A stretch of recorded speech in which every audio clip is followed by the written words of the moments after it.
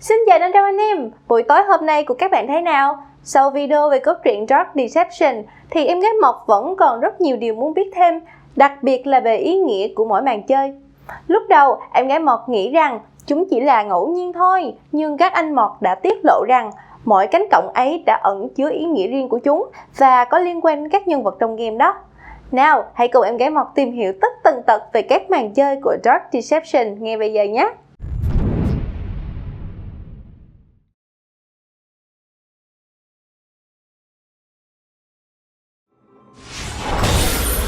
Did you miss me, Beers? You idiot! You let him in! Do you realize what you've done? Don't be so hard on the poor boy. I marked his mind. No, he resisted, but there was nothing he could do to stop it. Be gone from this place! Be gone!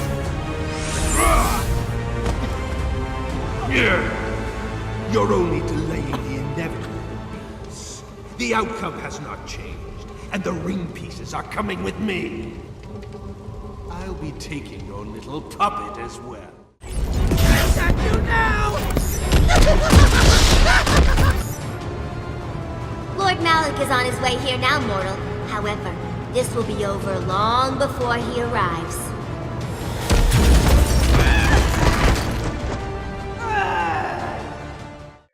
Sau khi làm video cốt truyện Dark Deception 4, nhiều anh em nhắn tin bảo Mọt hãy giải thích về các màn chơi. Và đây là đơn đặt hàng của 500 anh em. Video giải thích chi tiết ý nghĩa các màn chơi trong Dark Deception và sự liên quan của nó đến các nhân vật trong game. Cho những ai chưa biết về Dark Deception thì đây là tựa game kinh dị có cốt truyện một đằng và cách chơi một nẻo. Trong Dark Deception, người chơi trong vai Dark sẽ đi qua 10 màn chơi riêng biệt, được gọi là Nightmare, cơn ác mộng, để thu thập các mảnh của chiếc nhẫn huyền bí The Riddle of Heaven theo hướng dẫn của bà BS. Chi tiết cốt truyện Mọt đã giải thích kỹ trong video này, link ở comment và phần mô tả nha. Còn trong video hôm nay, Mọt chỉ tập trung giải thích các màn chơi thôi. Các màn chơi trong Dark Deception có phải chỉ nói về Dark và BS? Mỗi màn chơi hay còn gọi là cơn ác mộng trong Dark Deception đều mang một ý nghĩa riêng và liên quan đến hai nhân vật Dark, BS một cách nào đó. Rất nhiều người chơi cho rằng các màn chơi đại diện cho tội lỗi hoặc một nỗi thống khổ của Dark và BS. Nhưng Mọt thấy giả thuyết này có nhiều chỗ hỏng, điển hình như hai màn đầu ở khách sạn và trường tiểu học. Ta có thể liên hệ trực tiếp với quá khứ của Dark, nhưng từ màn thứ 3 trở đi, mọi thứ trở nên quá mơ hồ. Chính vì vậy, cách hiểu này còn quá hẹp. Một số chi tiết khác cũng cho thấy các màn chơi không chỉ dành riêng cho hai nhân vật chính là Dark và BS.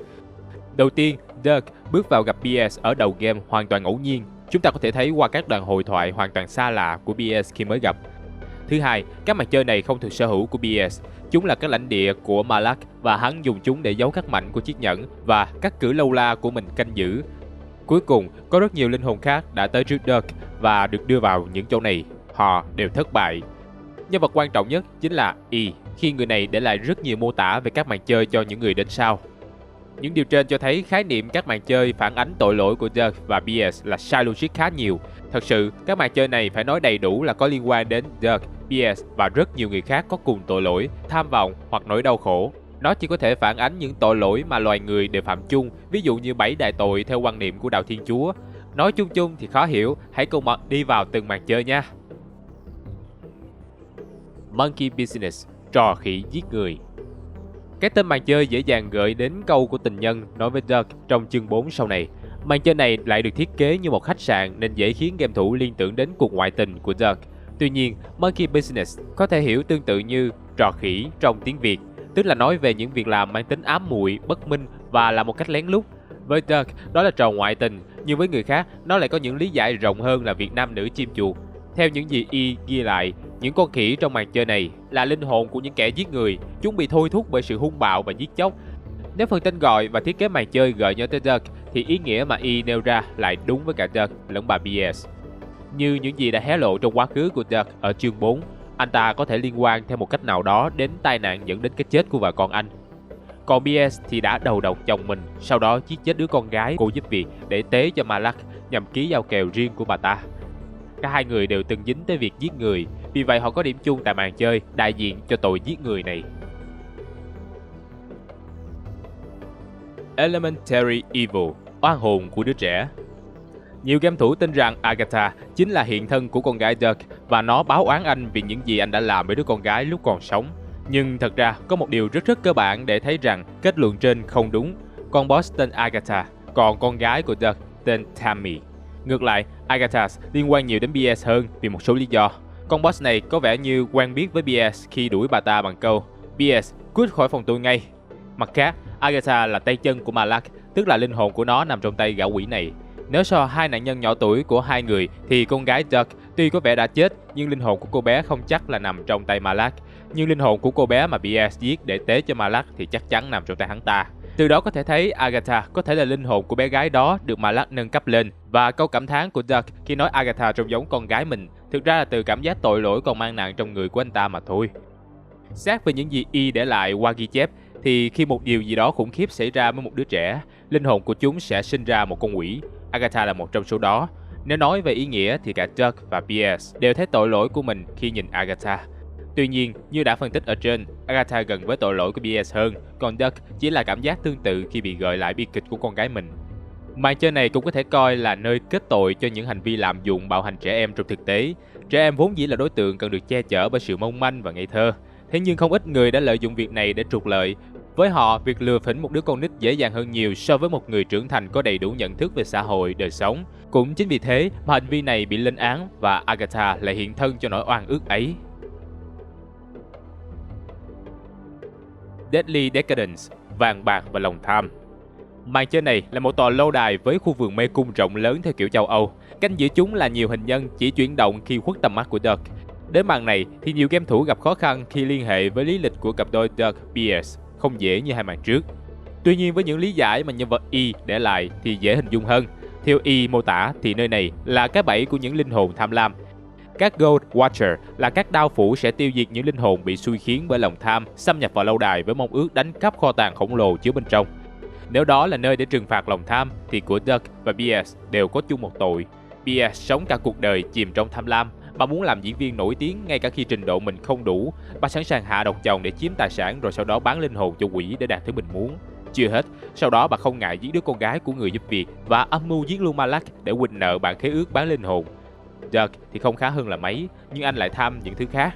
Đầu tiên, đó là việc trăng hoa với rất nhiều phụ nữ cho thấy anh tham sắc, sau đó ruồng bỏ vợ con để vứt bỏ gánh nặng cho thấy anh tham sự an nhàn và hưởng thụ, mà sẵn sàng vứt bỏ trách nhiệm của mình.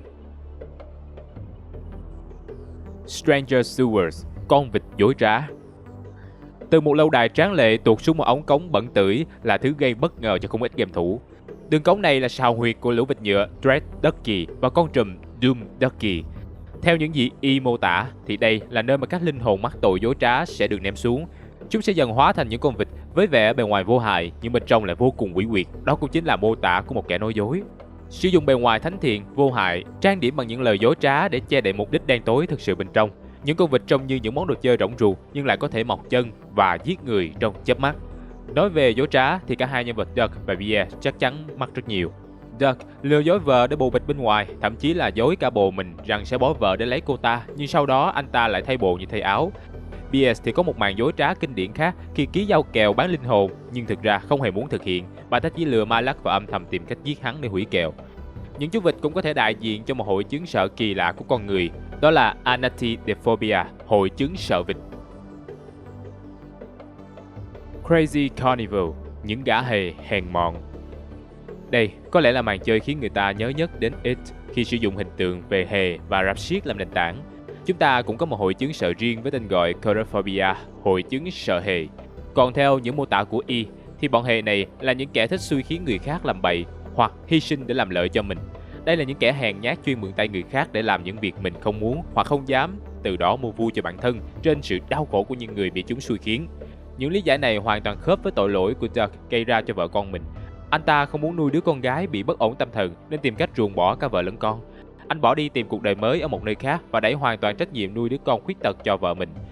Chính sự mặc cảm về hèn nhát đó khiến anh tìm thấy chính mình trong những tên hề kia. Những kẻ từng giống như anh bị rơi vào cơn ác mộng này và biến thành những quái vật như vậy. Đối với BS, chính việc bà ta đang làm trong Dark Deception đã thể hiện điều này.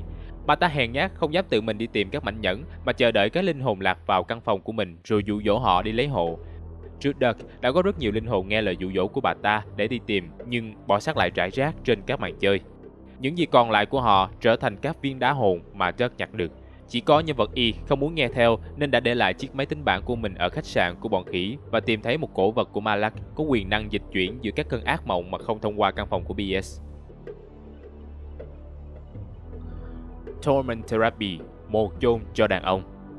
Bệnh viện và các y tá thường sẽ là nơi xoa dịu nỗi đau, cho người ta cảm giác được cứu rỗi hay chăm sóc giữa lúc ngặt nghèo. Tuy nhiên, bệnh viện và cô y tá Rip Burners trong Torment Therapy thì lại rất khác. Nữ nhân vật Y đã đến bệnh viện này và rất bất ngờ khi nhận ra thay vì bị truy sát gắt gao như những cơn ác mộng trước đây thì các y tá dường như không muốn làm hại cô. Y viết trong mảnh giấy để lại nói rằng đây là nơi mà linh hồn của những người phụ nữ bị đàn ông ngược đãi hay khinh rẻ tập trung lại. Họ biến thành những cô y tá chết chóc và tấn công tất cả các linh hồn đàn ông lạc vào đây. Đây cũng là nơi linh hồn của những gã đàn ông coi thường hoặc ngược đãi phụ nữ sẽ lạc đến. Nói cách khác, bệnh viện này là nơi những người phụ nữ chịu ngược đãi dùng để trả thù. Dirk bước vào đây, rõ ràng không hề oan chút nào. Khi cuộc đời anh là một chuỗi dài tội lỗi với phụ nữ, anh ruồng bỏ đứa con gái của mình, đổ hết tội lỗi và bệnh tật của con lên đầu vợ khi cho rằng con gái thừa hưởng gen điên của mẹ nó. Sau đó, anh bỏ lại hai mẹ con để làm lại cuộc đời mới. Không chỉ vậy, Dirk còn chơi qua đường với rất nhiều người phụ nữ khác bằng cách dụ dỗ họ với những lời dối trá, sau đó bỏ họ lại để đi tìm mối tình mới. BS thì lại là một phiên bản ngược của Dirk khi bà ta coi đàn ông là một công cụ để mình đạp lên đi tìm mục đích. Bà ta lấy một ông chồng giàu có với ý định nhờ ảnh hưởng của chồng để giúp mình thành minh tinh điện ảnh. Không thể đạt được ước mơ vì khả năng hạn chế, bà hạ độc giết ông ta để lấy gia sản. Bà nhờ Victor, một người quen của chồng bà, dạy cho kiến thức về ma thuật hắc ám và tìm cách triệu hồi ác quỷ, sau đó làm anh ta biến mất không dấu vết. Cả lão quỷ Malak cũng không thoát khỏi khi rơi vào bẫy của bà ta với chiếc nhẫn The Riddle of Heaven, suýt chết. Cuối cùng, Dirk cũng có vẻ là đang bị bà ta lợi dụng để đi tìm các mảnh nhẫn mà không thể chắc chắn rằng khi đạt được mục đích bà ta có trở mặt hay không. BS rất giống với một Rip Burners khi khinh và ghét đàn ông. Tuy nhiên, chỉ có một khác biệt nhỏ là chưa có dấu hiệu nào cho thấy bà bị đàn ông ngược đãi đến ôm hận báo thù. Với Torment Therapy, chúng ta cũng có một hội chứng sợ riêng gọi là Nosocom Phobia, hội chứng sợ bệnh viện.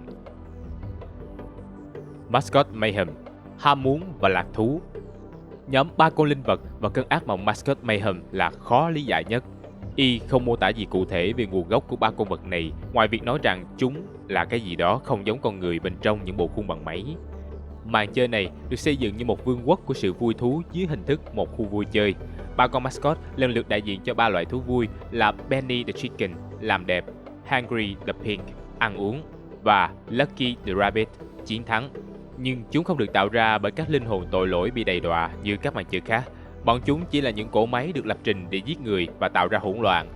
Với phong cách chủ đạo thể hiện bằng từ joy, tức lạc thú, được rải khắp màn chơi, chúng ta có thể thấy những con linh vật này đại diện cho khát khao lạc thú của con người. Chúng là một tội lỗi và không hẳn là một linh hồn cụ thể nào, vì vậy rất thích hợp với chi tiết chúng đều không phải là người mà là một cỗ máy chỉ chạy theo lập trình. Cả Dirk và BS cũng đều nhận lấy hậu quả hiện tại của mình do sự dẫn dắt của lạc thú.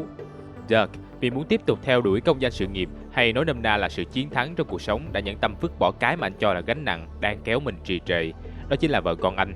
Mặt khác, anh ta cũng theo đuổi lạc thú của sắc dục khi cặp bồ với rất nhiều phụ nữ. Trong khi đó, BS bị hấp dẫn bởi sự nổi tiếng, thôi thúc để tỏa sáng cái đẹp của mình cho tất cả mọi người chiêm ngưỡng và thán phục. Cả đời bà ta làm tất cả mọi thứ để tìm kiếm sự lạc thú của giàu có và danh tiếng. Để có nó, bà ta không ngại giết chóc, thậm chí bán cả linh hồn cho quỷ. Và cũng như Mascot Mayhem, sau sự hưởng thụ cũng là lúc bắt đầu trả giá, như việc những con linh vật này trở nên hung bạo, thậm chí biến thành một con robot khổng lồ truy sát con mồi đến cùng. Belly Buried, trò đùa của tình mẫu tử. Cơn ác mộng Belly Buried là một màn chơi đặc biệt khi nó không mang ý nghĩa như những màn chơi khác. Nó là một nơi mà Malak cố ý mang Dirk tới để xử lý. Nói cách khác, nó là một pháp trường cho những kẻ chống đối Malak và Mama Bear là đao phủ. Y lưu lạc đến đây cũng chỉ có mô tả Mama Bear là hiện thân của những phụ mẫu đã phá nát cuộc đời con cái mình. Tuy là một màn chơi không liên quan đến hành trình dự kiến của Dirk, nhưng nó cũng chứa đựng nhiều dấu hiệu cho thấy anh có một chút liên quan đến sắp xếp của màn chơi này. Đây là màn chơi chứa 2 mảnh ghi chú của mẹ Dirk. Qua những mảnh giấy này, ta biết được Dirk bị chính mẹ ruột của mình ghét bỏ. Sự ghét bỏ này xuất phát từ việc bố của Dirk là kẻ vô trách nhiệm. Ông ta đã rũ bỏ trách nhiệm và bỏ lại 2 mẹ con từ khi Dirk còn rất nhỏ. Mẹ của Dirk đã phải hy sinh tuổi thanh xuân của mình để nuôi dạy một đứa con mà càng lớn, mặt mũi nó càng giống người đàn ông đã bỏ rơi mình. Nếu không có Dirk, có lẽ bà ta đã dễ dàng làm lại cuộc đời với một người đàn ông khác. Tất cả sự hờn giận và tủi nhục đó bà trút hết lên đầu Dirk. Chi tiết để lại những mẩu giấy ghi chú cho thấy trong thâm tâm Dirk đang liên kết với hình ảnh mẹ con nhà gấu của màn chơi này. Mama Bear rất quan tâm đến con mình và rất chịu khó nuôi con, thứ mà Dirk thiếu thốn với mẹ. Ngược lại, đó cũng là một nỗi ám ảnh khi chính anh cũng bỏ lại vợ con của mình, khiến con gái của mình khổ sở. Nói một cách nào đó, anh cũng rất khớp với những linh hồn mà Mama Bear là hiện thân, những bậc phụ mẫu phá hoại cuộc đời con mình. BS hoàn toàn không xuất hiện và hướng dẫn trong màn chơi này theo cốt truyện cũng có thể là một dấu hiệu nó ám chỉ màn chơi này chỉ là chuyện riêng giữa Dirk và quá khứ của mình qua sự thao túng của Malak. Màn chơi trong Chapter 5 ẩn chứa điều gì? Và đó là 8 màn chơi, 8 thử thách trong Dark Deception. Có thể thấy ý nghĩa của những màn chơi này không chỉ dừng lại ở quá khứ của hai nhân vật Dirk và BS. Nó là những tội lỗi dễ dàng bắt gặp trong đời thực. Không phải nhân vật nào trong game cũng có đầy đủ các tội lỗi này, điển hình như E trong màn Torment Therapy. Chỉ còn một chapter cuối cùng và cho đến hiện tại vẫn chưa có quá nhiều thông tin về các màn chơi này. Qua biểu tượng được hé lộ ở cuối phần 4, ta biết được boss của màn chính là những mannequins với cái đầu đinh nhọn. CEO của Glowstick Entertainment cũng khẳng định rằng phần cuối này sẽ có nhiều dạng mannequin khác nhau và biểu tượng người chơi thấy trên cánh cổng chỉ là một hình dạng trong số đó. Ngoài đời, chúng ta có một hội chứng mang tên Automatonophobia, nỗi sợ những vật có hình dáng giống người. Đây không phải là lần đầu biểu tượng mannequin xuất hiện trong các game kinh dị. Chúng ta đã từng gặp những hình nộm này trong Little Nightmares 2. Chúng có đặc điểm là tốc độ và không thể cất tiếng nói. Phải chăng đây chính là biểu tượng cho những kẻ đã bán đi linh hồn của mình rồi đến cuối cùng trở thành những con tốt của Malak? Vẫn còn cánh cổng thứ 10 chưa có manh mối và ở tầng trên trong đại sảnh có một biểu tượng con mắt. Liệu đó có phải là một cánh cổng nữa không?